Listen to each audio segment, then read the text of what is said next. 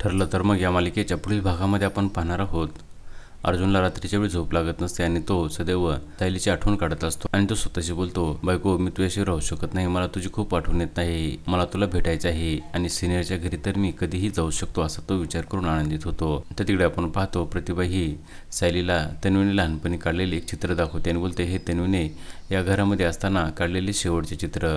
आणि ते पाहून सायलीला देखील खूप मोठा धक्का बसतो, कारण सायलीने आश्रमामध्ये असताना लहानपणी काढलेले चित्र देखील हुबेहूब सेम असते आणि तिला आठवते कुसुमने तिला ते चित्र दाखवलेले असते आणि ती म्हणाली असते, सायली तू जेव्हा आश्रमामध्ये पहिली वेळेस आली होतीस त्यावेळेस तू हे चित्र काढले होतेस. त्यानंतर आपण पाहतो सायलीने आश्रमामध्ये काढलेल्या चित्रासमोर एक लहान मुलगी उभी असलेली तिला दिसते आणि सायली तिला बोलते, तू कोण आहेस, तू मला तुझा चेहरा का दाखवत नाहीस, तू सदैव मला का दिसतेस. आणि त्यावेळेस आपण पाहतो ती मुलगी पाठीमागे वळून पाहू लागते. तर तिकडे आपण पाहतो जेलमध्ये प्रियाला भेटण्यासाठी सचिन गेलेला असतो आणि सचिनला भेटल्यानंतर प्रिया ही त्याला सांगते, मी लवकरच अश्विन सुभेदाराच्या बाळाची आई होणार आहे आणि ही बातमी जर सुभेदारांना समजली तर किती मोठा स्फोट होईल. तेव्हा सचिन देखील अवाक झालेला असतो.